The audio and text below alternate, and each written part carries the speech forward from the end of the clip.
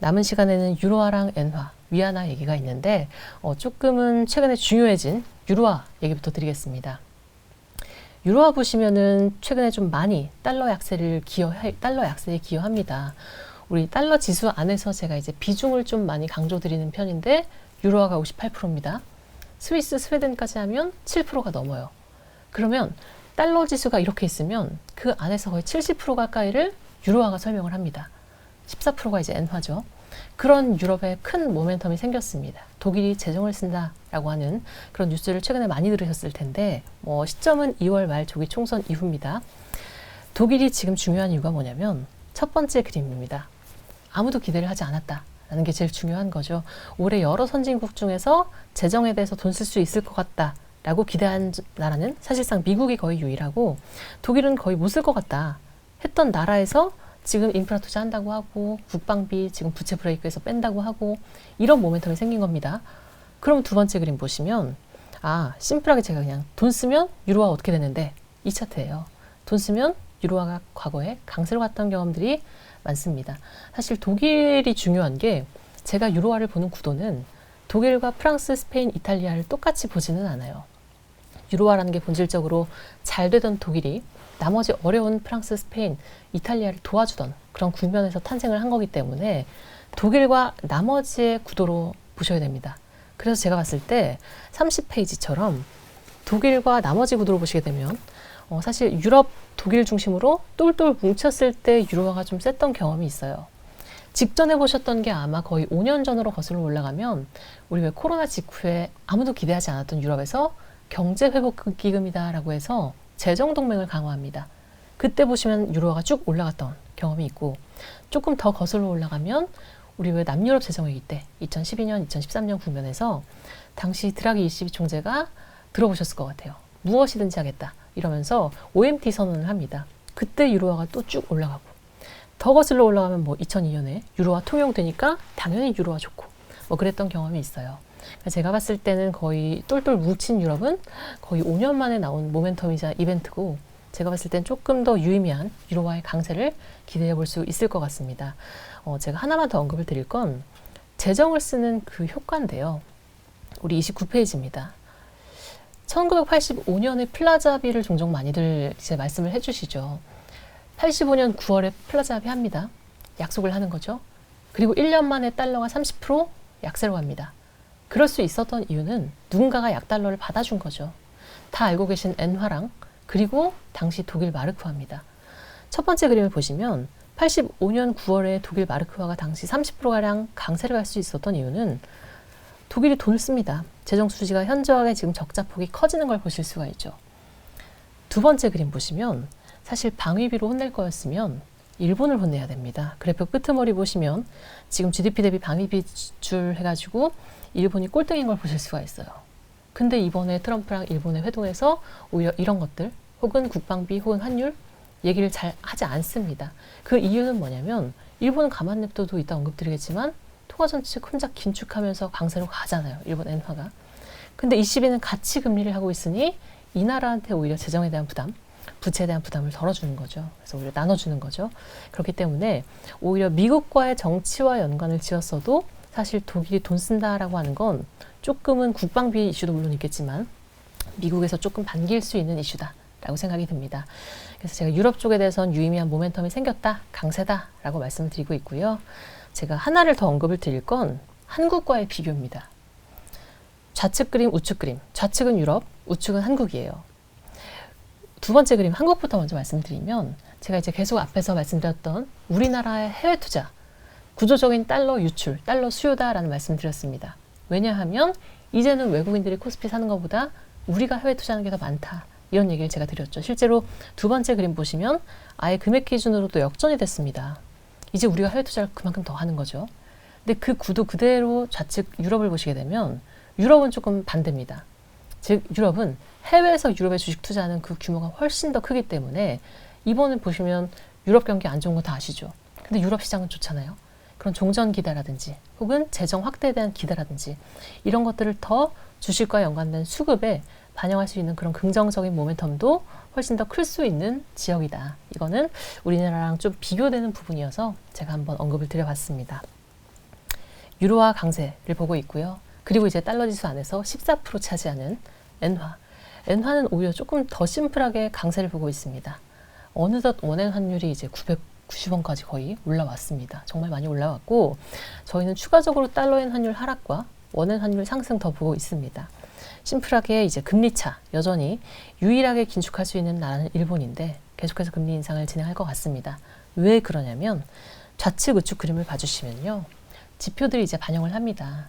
일본 물가가 어느덧 슬금슬금 올라와서 4%가 나왔어요. 그럼 첫 번째 그림 보시면 실질 지표도 지금 바닥에서 올라오고 있습니다. 물가가 높은데도. 두 번째 그림을 보시면 이제 올해 또 이런 얘기 할 겁니다. 춘투. 일본 봄철 이제 임금 협상에서 작년에 기록한 레벨이 5.1%. 거의 91년의 최대 임금 상승률이 나왔는데 올해 현지 컨센이 지금 보시는 4%대 중반대 정도 됩니다. 뭐 낮지만 높죠. 레벨은 굉장히 높다라고 보는 거고 실제로 노동자 보시면 그 현금 수익 같이 이제 임금이 지지가 되고 있다라고 보실 수가 있죠. 결국 명목 지표 올라갔는데 실질이 따라 붙으려면 임금 같은 것들이 올라와줘야 되는 거잖아요. 근데 저희가 봤을 때 지금 충분히 긍정적인 방향으로 가고 있다라는 말씀을 드리고 실제로 추가 긴축을 더 할 수밖에 없는 이유는 일본은 지금 보시면 열심히 긴축을 했는데 물가가 아직 4%가 나왔기 때문에 실질 기준금리로 마이너스를 기록하는 유일한 나라다라고 보시면 좋을 것 같습니다. 여전히 완화적인 금융 환경입니다. 근데 물가가 4%가 나왔으니 추가 긴축을 더 해야 되겠죠. 아마 그런 사이클로 보시게 되면 저희는 뭐 연 7월, 당장 7월 회의 때도 금리 올릴 걸로 보고 있고 유의미한 달러 엔 환율의 하락을 말씀을 드립니다. 그래서 사실 일본 BOJ 이제 일본은행 긴축 시그널이 어떨 땐 엔화 강세였고 어떨 땐 뭐 엔화의 반응이 없는 것 같다가도 작년 가을께 엔캐리 트레이드 막 청산되는 거 아니야? 라고 했을 때는 굉장히 강세로 반영을 했었는데 실제로 지금 차트를 보시면 어쨌거나 일본 입장에서도 해외 투자에 대한 니즈가 예전처럼 더 많이 올라가면서 즉 엔화 약세를 지지하는 그런 상황은 조금 마무리가 된 것 같습니다. 저희가 생각했을 때 수급상으로도 이제 드디어 우리나라도 뭘 한댄다. 우리나라에 베팅하자. 우리나라 채권을 보자. 라고 하는 그런 수요가 지금 보시는 차트에서 충분히 보인다라고 생각을 하고요. 제가 일본에 대해서는 이렇게 조금 긴축 얘기 많이 드렸고 그리고 실질 지표 올라오는 것들 이렇게 말씀을 좀 드렸습니다. 그리고 이제 남은 시간 한 5분 정도 남았는데 저희가 생각했을 때 위안화 얘기는 좀 간단히 드리려고 해요. 심플하게 2018년처럼 중국이랑 미국이랑 열심히 싸우고 있는데요. 환율 구도를 보시면 좀 반대입니다. 제가 위안화 그냥 숫자를 가져왔는데 첫 번째 그림 보시면요. 2018년에 아시겠지만 우리 위안화 전년 대비 10% 가까이 약세로 갑니다. 계속해서 오히려 관세 보복하는 맞대응을 하면서 위안화 약세를 유도해버립니다. 근데 두 번째 그림 보시면 2018년 그때 고시환율이 많이 낮지 않아요. 그러니까 결국 인민은행은 매일 아침 고시환율을 딱 주고 오늘 여기서 플러스 마이너스 2%로 움직여 하지 않습니까? 근데 고시환율이 낮지 않아요. 그냥 맡긴 거죠. 그러니까 위안화 약세 가게 냅둔 거고. 근데 지금 보시면 지금 위안화 가치는 전년 대비 1%밖에 약세가 아닙니다. 7.2, 7.3 하고 있죠. 근데 두 번째 그림 보시면 매일 아침 발표하는 고시환율을 굉장히 낮춰서 고시하는 거죠. 낮추니까 위안화 강세인 거죠. 위안화의 추가적인 약세를 좀 방어하고자 하는 의지가 좀 명확해 보인다라고 생각을 하고 있고요. 실제로 지금 중국은 2016, 17년 그런 이머징 빅사이클을 겪은 2018년의 중국이 아니라 지금 중국은 물가가 이번에도 2월 CPI가 마이너스 0.7을 기록한 두 번째 그림인데요. 내수가 부진하고 지금 부동산이 침체인 나라이기 때문에 이런 나라에서 위안화 약세를 유도한다? 수입 물가 더 올라가고 내수가 더 깨질 수 있습니다. 그래서 오히려 디플레이션 컨셉에서는 구매력 보전에 따른 위안화 안정을 충분히 유도해야 된다. 저희는 그렇게 보고 있어서 실제로 3월 전인대에서 나왔던 정책들 보시면 재정수지 적자 비율 4% 찍어놓고 그리고 계속 이구환신하면서 보조금 지원하고 다 정책의 포커스가 소비거든요. 소비. 그럼 결국 지금 17, 18년처럼 약세 유도에서 양적 성장을 수출로 꾀할 건가? 아니면 그나마 환율이라도 안정시켜서 내수를 부양하고 소비를 촉진할 건가? 라고 했을 때는 명확하게 좀 후자이지 않을까? 라는 생각을 하는 거고 이 나라도 역시 유동성을 점검을 해봐야 되겠죠. 우리 43페이지입니다. 돈이 더 나가면서 위안화 약세를 지지하는 그림은 아닙니다. 오히려 지금 보시면 반등을 하고 있습니다. 여기도 마찬가지로 우리나라처럼 계산을 해볼 수가 있는 거죠. 경상수지에 외국인들이 중국 산 거 더하고 중국이 해외가 산 걸 빼야 되는데 제가 봤을 때 그럼 지금 그림처럼 유동성 차원에서도 좀 올라오고 있고 오히려 바닥을 다지고 있기 때문에 위안화에 대해서는 좀 명확한 강세, 강보합을 보고 있습니다. 변동폭이 낮아서 완연한 강세는 아닐 것 같고요. 또 하나 지금 2018년과 다른 걸 말씀드릴 건데 바로 45페이지입니다. 이번 사이클 러우 전쟁 끝나고 많이 들으셨던 얘기가 야, 중국이 이제 미국이랑 싸우니까 우리가 이제 금을 축적하고 그리고 탈달러 노력의 일환이죠. 그리고 미국 재 줄여나가는 거 보이시죠? 계속 줄이면 사실 미국이랑 싸우는 거 맞죠. 근데 우리 두 번째 그림을 보시면 드디어 모멘텀으로 보시면 전년 대비 지금 마이너스 폭을 많이 줄였고 이건 다시 말하면 예전에 계속 갖다 팔았던 미국 재를 이제 그만 파는 겁니다.